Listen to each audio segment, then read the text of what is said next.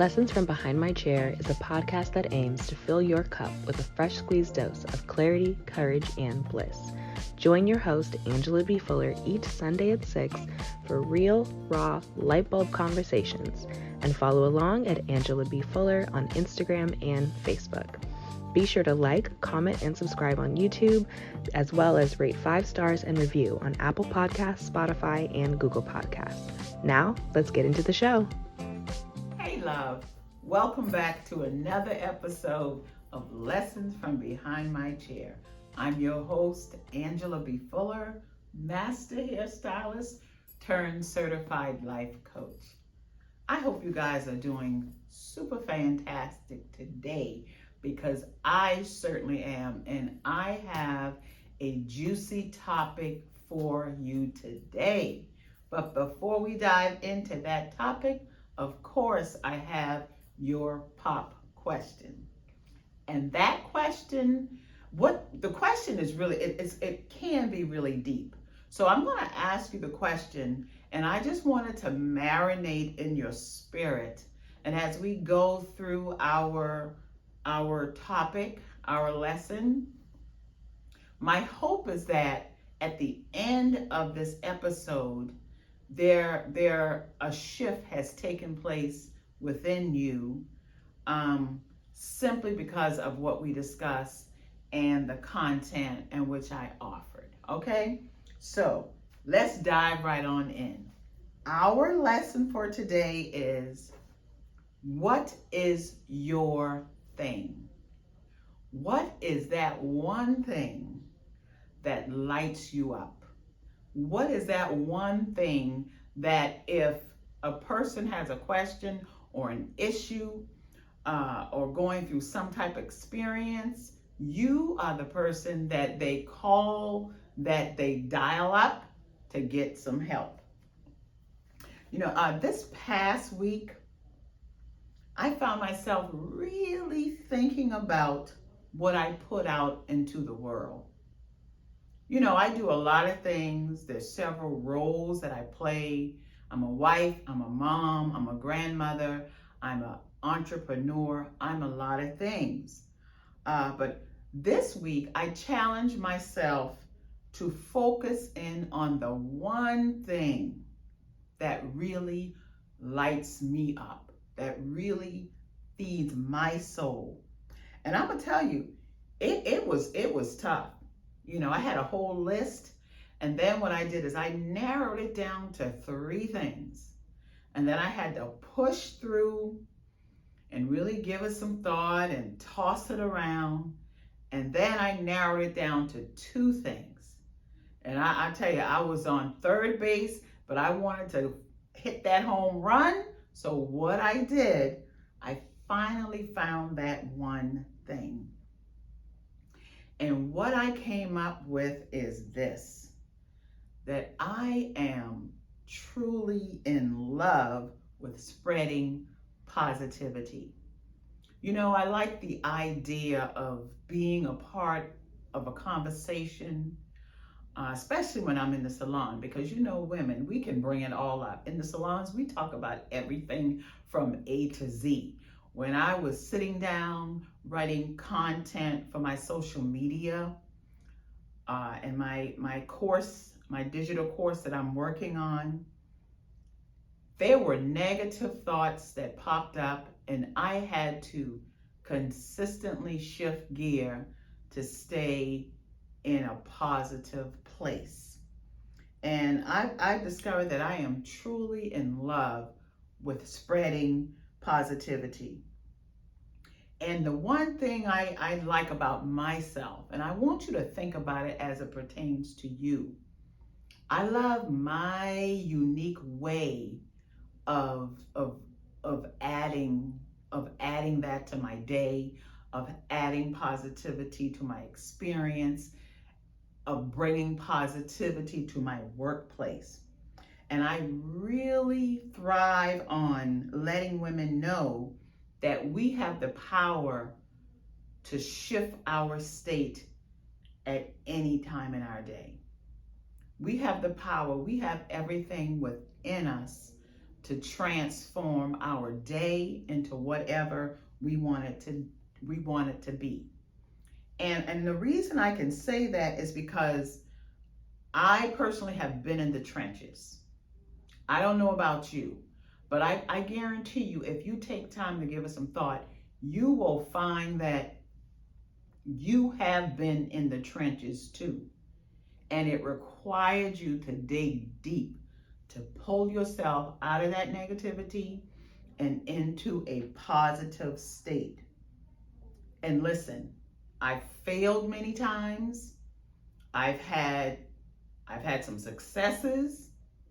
Then I messed up again. Then I went back on the street of messing up. And then sometimes I had to crawl myself to the street, on the street of making it happen. And so, you know, what I came to realize is that all the mistakes I've made, all of the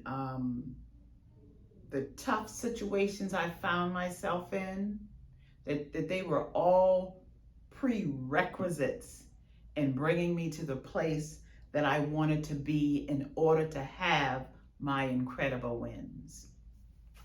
So, you know, anytime you feel like you're in a place of despair, just think about that one thing that people know you for, that help them, that bring them up of their despair, and I guarantee you it will work for you as well. Because, you know, sometimes we got to use our own stuff on ourselves, because if it works for Jane, guess what? It's going to work for you. And so let's keep in mind that all of these experiences keeps us in the game, and they allow us to release the fear, because there's fear all around us. It allows us to release the childhood trauma that comes up. It allows us to release the guilt and shame and judgment that comes with doing something great. Because in order to do something great, to cultivate that one thing, there has to be some inner work involved. And so I want you to tell me, what are some of the giants? What are some of the giants that keep you stuck, that keeps holding you hostage from actually owning that one magnificent thing? And I also want to know, have you given some serious thought to what it costs you to continue to be held hostage by those giants? Because trust and believe me, there is a cost. There is a cost to allowing ourselves to be held hostage in a place that we don't want to be in, but we are so afraid of digging ourselves out. And so I had to ask myself, if not now, when? When? If I don't do it now, and if I don't grab a hold of that one thing that lights me up, if not now, when? And also, if I am not being the person, and if who I am being and what I am doing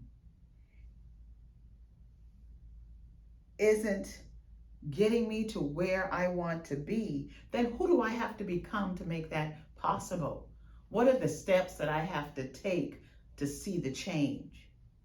And I go back to what I said earlier.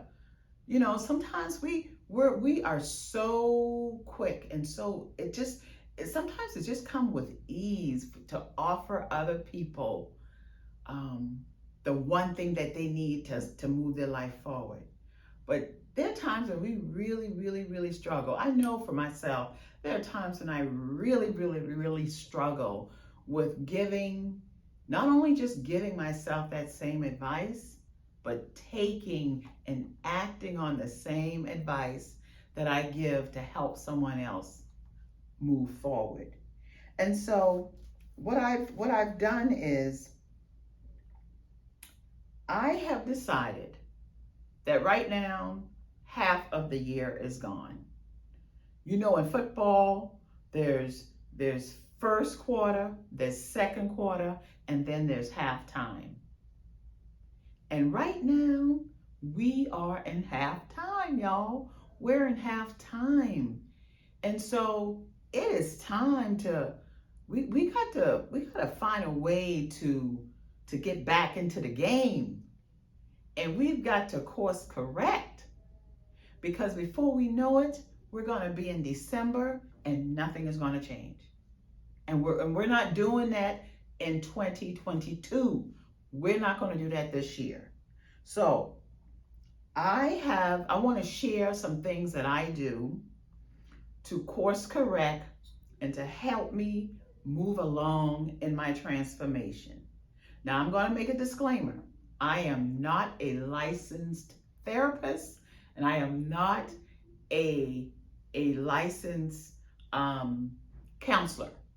But what I am is a woman who have learned some lessons both in and out of the salon that has worked for me. And what I want to do is share it with you.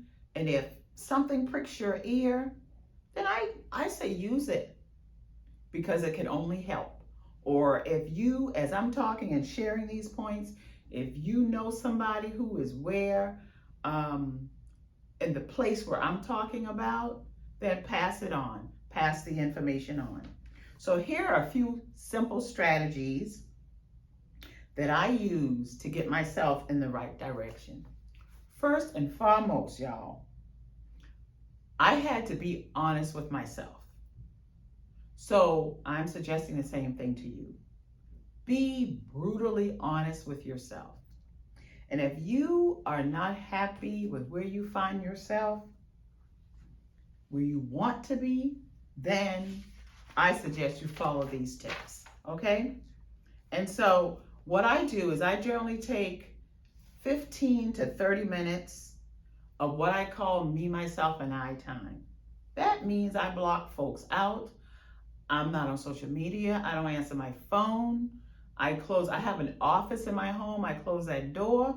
My husband and my daughter know. Door closed, that means do not disturb. And I'm serious. Do not disturb, because I'm having some me, myself, and my time. I'm sorry, me, myself, and I time. So the first question I want you to ask yourself is, am I happy? You know, and so many times people ask, hey, how you doing? Oh, I'm good. And we always want to put on this face of everything is bliss. Oh, I'm happy, I'm good, no problems here. And y'all, you know, if we dig deep and listen to ourselves, that is not true. Okay, and so you have to ask yourself, what does happiness look like to me? And what I do is I consider several areas of my life. I consider my home life, I consider my work life, because sometimes we can work ourselves to the bones, and everybody is being helped by that except you. Also, I look at my fun life. We've got to learn how to have fun. Life is not all serious. We got to learn to have fun so we can get up and do it again. And then I also look at my spiritual life. Time for meditation, time for prayer, so that I can reconnect with my inner self, so that I can also take time to listen to that still small voice that guides me, that offers solutions when I take the time to listen. And then there is the area of your physical life, Are you moving your body? Are you exercising? Are you stretching? Are you listening to your body when there's discomfort in your body? And the one thing I love, I call it the ABCs. How's my attitude? How's my attitude about other people? How's my attitude about the direction my life is going? And the other thing is my belief. Am I believing in myself? Am I doing the things that confirms that belief? And then also, what am I committed to? Am I just going willy-nilly through life, just taking things that they come? Am I just allowing things to happen? Or am I committed to making things happen? My emotional life. So many times we don't listen to what we're really feeling. We're not, when someone do something or say something to hurt our feelings, are we addressing that hurt? Are we addressing that pain? And are we not just addressing it, but taking action, taking the time to let someone know when they've done something to us that did not feel good? Our emotional life is so important, because when we're not emotionally right, it shows up. We're very temperamental. We don't take time to smile. We have a frown on our faces. So tap into that emotional life and see where that is coming from. And of course, there's our financial life. Are we preparing ourselves today while it is day to prepare for night? When that time comes when we cannot do what we used to do. So are we investing? Are we saving? Are we budgeting? Just a few areas that I want you to think about. These are areas that I've thought about, and it has kept me on a straight and narrow path. And the second thing is, and this is a big one, y'all, am I owning it? Am I owning where I find myself? Am I owning the reasons why I'm not happy? And because the thing is, you cannot change what you don't own. We just can't do it. Before change or transformation comes, we've got to own and accept the responsibility that we have to change. It's something that we have to do. And number 3 is, who can I trust to make my journey doable, to make the changes in my life doable? Do I do this thing solo? Because so many times we are so afraid to ask for help. And I know I'm not by myself on this. So many times I tell myself, oh, I can do this by myself. I'm Superwoman. Well, no. So do we do this thing solo, or do I look outside of myself for guidance on how to proceed forward to create the change that I want to make? And number 4 is this: taking tangible action. Small steps to get where we want to be. And that could be something as simple as reading a book. It could be something as simple as enrolling in a course that's designed to assist you in your transformation, that's designed to assist you in the one thing that lights you up. Secondly, I've done this. You can join a support group, that will encourage you, that will inspire you, that will lift you up when you have no more left to give, or when you feel defeated. And of course, you can invest in a certified transformation coach, or a therapist, or a counselor. The point is, Reach out to someone who has training. Reach out to someone who can help you, who can take an objective look as to where you are and help you to navigate where you want to be. Help you to find that one thing that you can put out to the world that could just transform your life in ways that you never even imagined. So I want you to promise me that you're going to take the time to find out that one thing that lights you up. That one thing that you can put out into the world, not just to transform yourself, but to transform others as well. So I want you guys to take the time to comment. Take the time to spend time with yourself. 15 to 30 minutes writing out what lights you up. And make sure you share it with someone who you think can benefit from it as well. Okay? And remember, I believe in you. Okay? Okay? Bye. Thank you so much for tuning in to Lessons from Behind My Chair. We'll see you next week for another juicy topic. Okay? Bye.